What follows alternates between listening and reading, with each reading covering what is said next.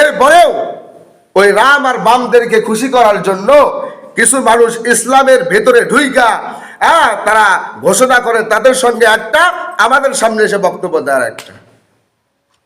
এটা আপনাকে আমাকে ধোঁকা দেওয়া হইতেছে। এজন্য আল্লাহর রসুলের যে চরিত্র ছিল, আল্লাহর রসুল সাল্লাল্লাহু আলাইহি ওয়াসাল্লাম হাদিসে পাকের ভিতরে বলেছেন, হে আমার উম্মত উম্মতানির দল, তোমরা দুইটা জিনিসের জিম্মাদার হয়ে যাও, জামিন দিয়ে দাও আমাকে, আমি আল্লাহর রসুল তোমাদেরকে জান্নাতে যাওয়ার জামিনদার হয়ে যাব ইনশাআল্লাহ। এটা কে বলেছেন? রসুল বলেছেন। রসুল আরবি সাল্লাল্লাহু আলাইহি ওয়াসাল্লাম হাদিসে পাকের ভিতরে বলেছেন,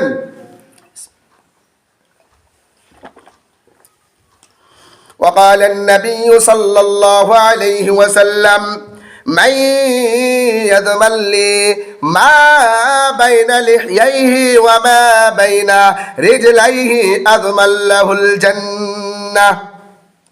নবীজি সাল্লাল্লাহু আলাইহি ওয়াসাল্লাম বলেন, হে আমার উম্মত উম্মতানির দল, তোমাদের চাওয়ালের ভেতরে দুই চাওয়ালের মাঝখানে যে জিহ্বা আছে, এই জিহ্বাটা তোমরা সব সময় সতর্কভাবে রাখবা, আর এই জিহ্বাটাকে পাক রাখবা। এই জিহ্বাটাকে নাপাক কথার ভেতরে জড়াইবা না। এই জিহ্বার জিম্মাদারি যদি তোমরা নিতে পারো, আর দুই উরুর মাঝখানে লজ্জাস্থান আছে তোমাদের, এর যদি জিম্মাদার হইতে পারা, আমি রাসূল বললাম লিজলাইহি আদমাল্লাহুল জান্নাহ, আমি রাসূল তোমাদের জান্নাতের জিম্মাদার হয়ে যাব। সুবহানাল্লাহ। কিন্তু আজকে আমার আপনার জবান দিয়ে কি বাড়াইতেছেন? অনর্গল মিথ্যা কথা বলতেছে, অনর্গল মানুষকে ভুল বুঝাইতেছি। কিসের দ্বারা? এই জিহ্বার দ্বারাই মানুষের সাথে কথা বলেন, এই জিহ্বা দ্বারাই মানুষকে বুঝান। এই জিহ্বাই কিন্তু আপনাকে সব গুনার ভেতরে শামিল করতেছে। এই জন্য রাসূল বলেছেন, তোমরা এই দুই চাওয়ালের মাঝখানে যে জিহ্বা আছে, এই জিহ্বাকে তোমরা সতর্কভাবে রাখো, এর জিম্মাদার হয়ে যাও। এই জিহ্বা যেন মিথ্যা কথার দিকে ব্যবহার না হয়, এই জিহ্বা যেন কোনো চগলখুরির দিকে ব্যবহার না হয়। এই জিহ্বার জিম্মাদারি যদি আমি আপনি নিতে পারি, এই জিহ্বাকে যদি পাক রাখতে পারি, এই জিহ্বাকে যদি আমি আপনি আল্লাহ তাআলার কাছে একটা ভালো জিহ্বা হিসেবে আল্লাহ তাআলার কাছে তুলে ধরতে পারি, আল্লাহর রাসূল বলেছেন জান্নাতের দায়িত্ব আমার রাসূলের। সুবহানাল্লাহ। তাহলে এই দুইটা জিনিস আমি আপনি যদি আল্লাহ তাআলা যেইভাবে দিয়েছেন গুনাহ ছাড়া এইভাবে যদি নিয়ে যাইতে পারি, তাহলে জান্নাতের দায়িত্ব রাসূল নিয়ে নিছেন ইনশাআল্লাহ। এটা আশা করবেন। আল্লাহর রাসূল যেহেতু বলেছেন, এর কথা মিথ্যা হতে পারে? এজন্য কবি বলেছেন, কাইসে কাইসে খুবসুরত রাহনিয়া সাজাদিয়া, कैसे कैसे खूबसूरत रहनिया शादिया, तन बदन सब गुल गई है शिकल सूरत क्या हुई। হাসরের ময়দানে আপনার আমার এই চেহারাটা, আপনার আমার এই অস্তিত্বটা কিছুই থাকবে না। যেই টাকা পয়সা, যে বাহুবল, যেই চেহারার আমি আপনি এত গৌরব করতেছি, এত অহংকার, এত শক্তি দেখাইতেছি, হাসরের ময়দানে এইগুলো একটাও কিন্তু কাজে আসবে না। আমি আপনি কার জন্য জীবন দিতেছি, কার জন্য লড়াই করতেছি, কার জন্য অন্যের জীবনটা আমি নিতেছি, কার জন্য মিথ্যা কথা বলতেছি, এই বিষয়টা একটু ভাবার দরকার। আল্লাহ তাআলা আপনাকে আমাকে জবান দিলেন, আল্লাহ তাআলা আপনাকে আমাকে সময় দিলেন, আল্লাহ রাব্বুল আলামিন আপনাকে আমাকে ক্ষমতা দিলেন। এইগুলো জিনিস সব কিছু আল্লাহ তাআলা দিলেন, কিন্তু এইগুলো পাওয়ার পরে আমি কার আদেশে কোন দিকে ব্যবহার করতেছি, এটা একটু ভাবার বিষয়। আল্লাহ তাআলা হাসরের ময়দানে ধরবেন যে আমি আল্লাহ তোমাকে সব দিয়েছিলাম রে বান্দা, যাও তুমি আজকে কার জন্য দুনিয়ার ভিতরে তোমার শক্তি খাটাইছ, তোমার এই জিহ্বাকে মিথ্যা বলে বুঝাইছ, তোমার দলের দিকে টানার জন্য যাও আজকে তার কাছে গিয়ে জান্নাত চাও। পারবে? ইয়া নাফসি বলে সবাই পাগল। আপনার কথা কোন নেতা আর খেতা আপনাকে ভাববে, তার কাছে যাবেন বলবে আমারই তো অবস্থা খারাপ, তোমাকে আমি চিনি না। এই জন্য নিজেকে একটু নিজে ভাবেন আমার পরিস্থিতিটা কি হতে পারে, আমি কি করতেছি, আমি কার আদর্শ মেনে আমি দুনিয়া ছাড়তেছি। এজন্য আল্লাহ তাআলা বলেছেন তোমরা কি করো, এই মাসের ভিতরে আমার রসুলের আদর্শটা তোমার এই 3.5 হাত বডির ভিতরে সেট করে নাও। সবচাইতে ভালো আদর্শ আমার আপনার নবীর এই আদর্শটা আব্দুল কাদের জিলানী এর ব্যাখ্যা করেছেন। সিনতে বলেছেন সারফুন ভদ্রতা অথবা আদর্শ, এই চরিত্রটা এই মাসে আপনার আমার গঠন করতে হবে, নিজের ভিতরে ঢুকাইতে হবে। এরপরে 2 নম্বরে আইন তাআলা, আলা শব্দের অর্থ হলো উচ্চ মর্যাদা। উচ্চ মর্যাদা, মর্যাদা বাড়ানোর মালিককে, সম্মান দেওয়ার মালিককে, বেইজ্জতি করার মালিককে, সব কিছুর মালিককে আল্লাহ। এই জন্য আল্লাহ তাআলা বলেন ওয়া তুইজ্জু মান তাশা ওয়া তুযিল্লু মান তাশা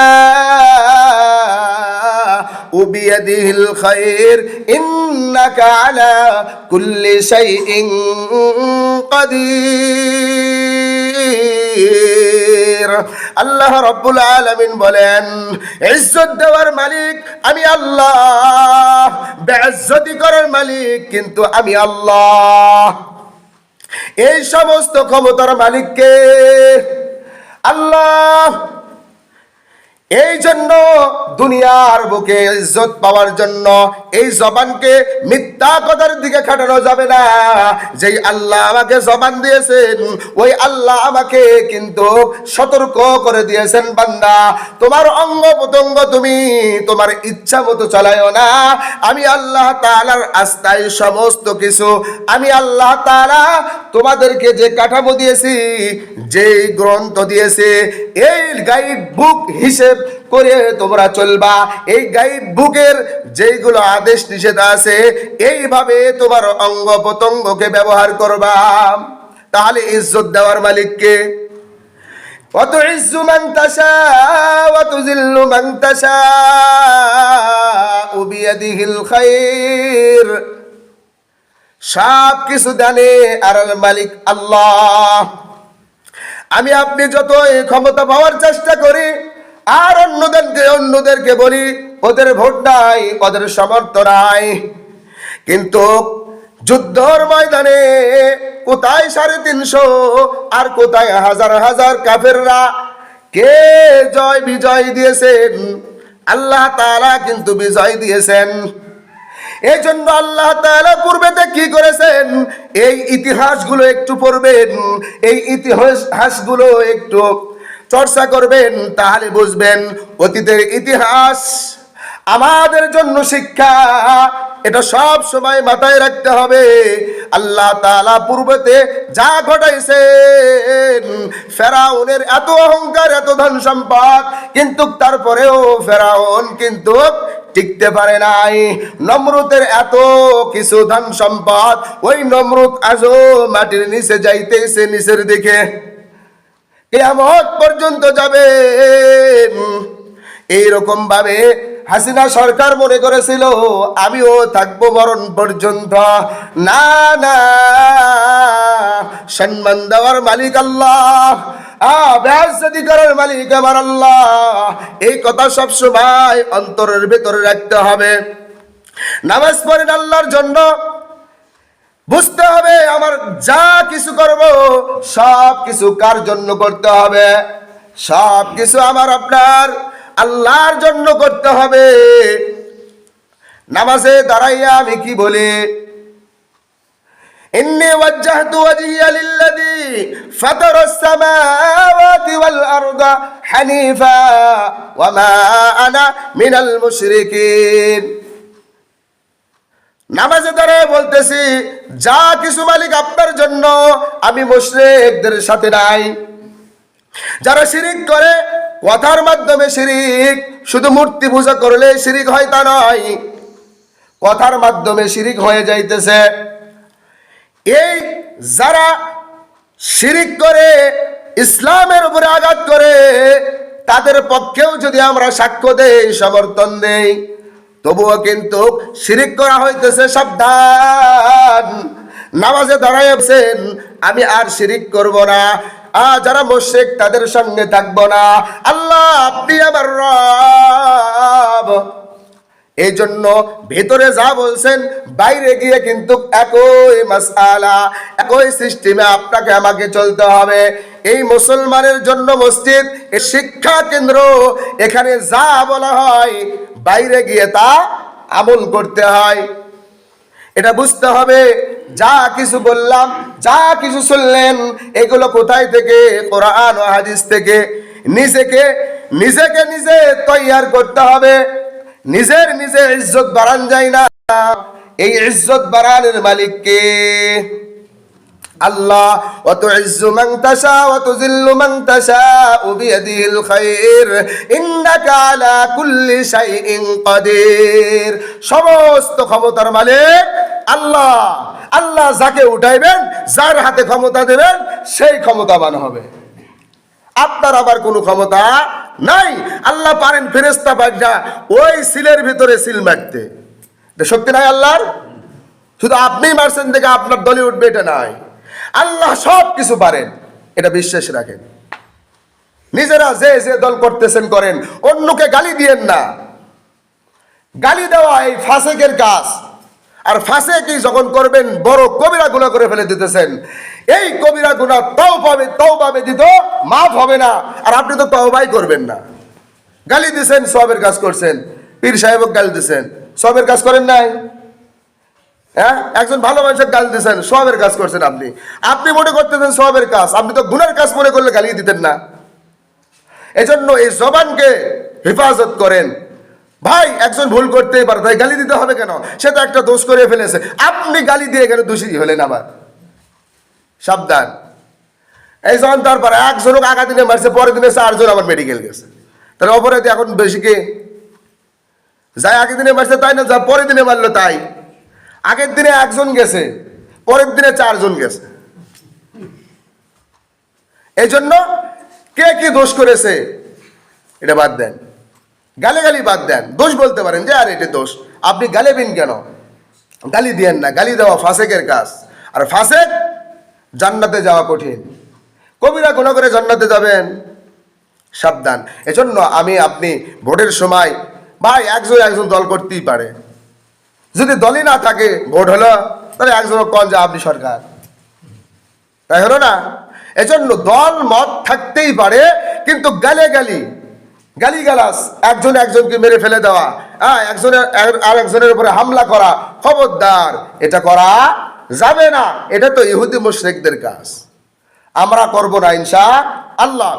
আর এই মাসে সম্মান বাড়াইতে হলে আল্লাহ তাআলা যে আইন বিধান আছে, এইগুলো আমাদেরকে মেনে চলতে হবে। বেশি বেশি রোজা রাখবেন, বেশি বেশি কোরআন তেলাওয়াত করবেন, বেশি বেশি দোয়া করবেন।